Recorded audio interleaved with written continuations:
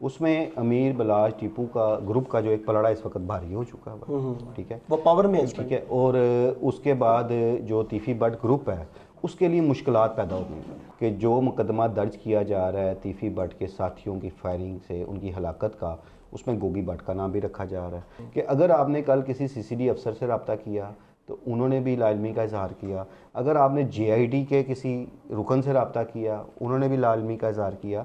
Even Lahore police के जो जिम्मेदार लोग हैं उनमें से कोई भी ये चीज़ मानने को तैयार नहीं था कि तीफी भट्ट पाकिस्तान आ चुके हैं। तो उनके साथ अगर ऐसा हो सकता है तो फिर अब किसी भी दुश्मनदार घराने की खैर कोई नहीं। सीसीडी ने अब ये वाज़िया पैगाम दे दिया है उन लोगों के लिए भी कि जो अपने आप को सीसीडी से दूर समझते हैं। अस्सलाम वालेकुम नाजरीन, मैं हूं आपका मेज़बान उमर बलोच। तीफी भट्ट साहब मुकाबले में पार हुए, उनके साथी उनको छुड़वाने आए, मुबैना मुकाबला हुआ जिसमें जो है वो हलाक हो चुके हैं। मेरे साथ खुरम पाशा साहब मौजूद हैं, उनसे बात करके जानेंगे सारी तफसीलात। अस्सलाम वालेकुम जी वालेकुम सलाम सर, कैसे हैं आप? ठीक है अल्हम्दुलिल्लाह। एक खबर आती है जिसमें बताया जाता है कि तीफी भट्ट साहब मुबैना मुकाबले में हलाक हो गए। ये सारा मामला क्या हुआ, कहाँ से वो आ रहे थे, किधर को जा रहे थे, ये सारा क्या मामला हुआ? देखिए, अगर आप जो सीसीडी ने इस हवाले से प्रेस रिलीज जारी की है तो हम अकॉर्डिंगली उसकी बात करें तो उसके मुताबिक तो यही है कि तीफी भट्ट दुबई से कराची एयरपोर्ट आए हैं और कराची एयरपोर्ट से उन्हें बरास्ता रोड जो है वो लाहौर लाया जा रहा था। ठीक है। और जब वो पंजाब की हदूद में दाखिल होते हैं, क्योंकि रहीम यार खान के जो ज़िला का इलाका है थाना सब्जल का, वहाँ पर उनके साथी उन्हें छुड़ाने के लिए आ जाते हैं और उनके साथियों की फायरिंग से एक सीसीडी का एहलकार भी जख्मी हो जाता है और उनके साथी तीफी भट्ट को छुड़ा कर ले जाते हैं। ठीक है। कुछ टाइम बाद दोबारा एक ऑपरेशन होता है तीफी भट्ट की तलाश के लिए, उनके साथियों की तलाश के लिए। तो ज़िला रहीम यार खान की पुलिस, सीसीडी रहीम यार खान, सीसीडी लाहौर की टीम जो सैयद हसनैन हैदर डीएसपी सीसीडी माल टाउन है उनकी क़यादत में वो टीम गई होती है। तो दोबारा उनके साथियों से टाकरा होता है, फिर फायरिंग होती है। इस दौरान वो साथी फ़रार हो जाते हैं और एक शख्स वहाँ पे फायरिंग से गिरा हुआ मिल जाता है। तो जब उसको देखा जाता है, उसकी शनाख्त की जाती है तो वो तीफी भट्ट निकलते हैं। ठीक है। तो ये मैं बात कर रहा हूँ आपसे सीसीडी की प्रेस रिलीज़ के मुताबिक। ठीक है। जबकि दूसरी तरफ आएँ तो वाक़यात कुछ यूँ हैं कि कल से ये चीज़ें सरगर्म थी खबरें कि तीफी भट्ट पाकिस्तान लाए जा चुके हैं। इस हवाले से ये भी था कि रात कल उन्हें सीसीपी ऑफिस भी पेश किया गया। जी बिल्कुल। उसके बाद ये खबरें भी आई कि उनको सीसीडी के हवाले कर दिया गया। ताहम कोई भी पुलिस ऑफिशियल इन खबरों की तस्दीक नहीं था कर रहा। ठीक है। ठीक है, ना कोई मीडिया टॉक कर रहा था और ये जितनी कार्रवाई की गई है, जितना मामला हुआ, इंतहाई सीगा राज में रखा जा रहा था कि अगर आपने कल किसी सीसीडी अफसर से रब्ता किया तो उन्होंने भी लाइलमी का इजहार किया, अगर आपने जेआईडी के किसी रुकन से रब्ता किया उन्होंने भी लाइलमी का इजहार किया। इवन लाहौर पुलिस के जो जिम्मेदार लोग हैं उनमें से कोई भी ये चीज़ मानने को तैयार नहीं था कि तीफी भट्ट पाकिस्तान आ चुके हैं। सुबह अचानक ये धमाकेदार खबर आती है और ये बहुत बड़ी खबर थी कि ये ना सिर्फ लाहौर बल्कि पूरे पंजाब का, मैं कहूँगा, एक बहुत बड़ा वाक़या है।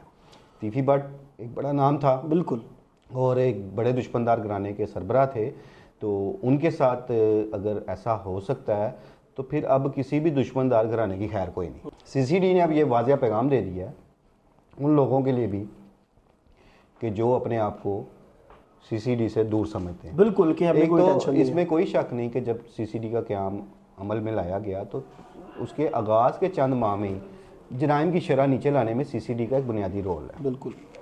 और सीसीडी की कार्रवाइयाँ ना सिर्फ लाहौर बल्कि पूरे पंजाब में जारी हैं और इस हवाले से बहुत सारे जो ख़तरनाक लोग थे अपने अंजाम को पहुँच चुके। बिल्कुल। अच्छा खुरम भाई, सारी डिटेल आपने आवाम को बता दी। मेरा ना एक लास्ट में क्वेश्चन है, अमीर बलाच फैमिली से रिलेटेड है। इस टाइम अमीर बलाच जो फैमिली है, जो कि जाहिर सी बात है यहाँ से तीफी भट्ट जो हलाक हुए हैं, तो वो मेरे ख्याल से ये सोच रहे हैं या वो समझ रहे होंगे कि हमें इंसाफ मिल चुका है।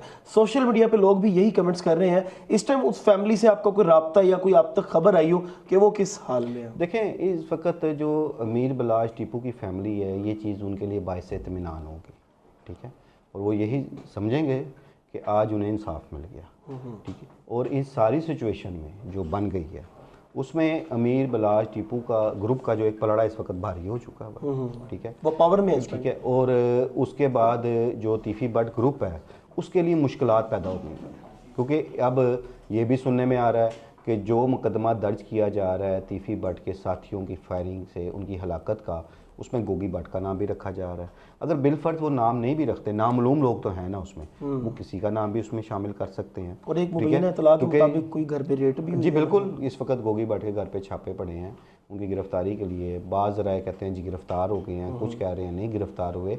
लेकिन ओवरऑल इस वक्त तीफी भट्ट ग्रुप के लिए जो मसाइल हैं, जो परेशानी है, वो बढ़ गई है। कोई और बड़ा नुकसान और वो इस वक्त डिफेंसिंग पोजीशन में आ गए हैं कि अगर तीफी भट्ट के साथ ये कुछ हो सकता है तो फिर किसी के साथ, उनकी जो ग्रुप में शामिल लोग हैं किसी के साथ भी हो सकता है। अब ये कहना कि जी उससे कुछ नहीं हो सकता तो उससे कुछ नहीं हो सकता, कुछ भी हो सकता है। कोई जर्नलिस्ट है हमारे बड़े भाइयों की तरह, वो भी खबरें ब्रेक कर रहे हैं। और मैंने एक जर्नलिस्ट को मैं बड़ा सुनता हूँ, उन्होंने कहा कि एक बहुत बड़ी खबर और आने वाली है और 2 मुकाबलों के लिए आप तैयार हो जाएं। वो किसके हैं वो हमें नहीं पता, लेकिन 2 बड़े धमाकेदार मुकाबले सामने आने लगे हैं 24 घंटों में। देखिए इस चीज़ का मुझे तो इल्म नहीं है, लेकिन इस जो आज धमाकेदार खबर आई है इसके बाद तो आप फिर कुछ भी तो को रख सकते हैं। बिल्कुल नाज़रीन, मेरे साथ खुनम पाशा साहब मौजूद थे, सारी डिटेल आपने जानी। मजीद जो अपडेट्स होंगी इंशाल्लाह उससे भी आपको बाखबर करेंगे। अपने मेज़बान को दीजिए इजाज़त, अल्लाह ने के बाद।